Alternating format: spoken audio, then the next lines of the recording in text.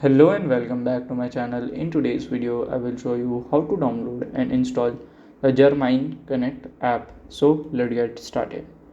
So here you have to follow this easy step to download and install that app. So if you are an Apple user, then you must use your Apple Store, and if you are an Android user, you should use your Google Play Store. So right here I will just open my Play Store. Just go to the left side search bar, and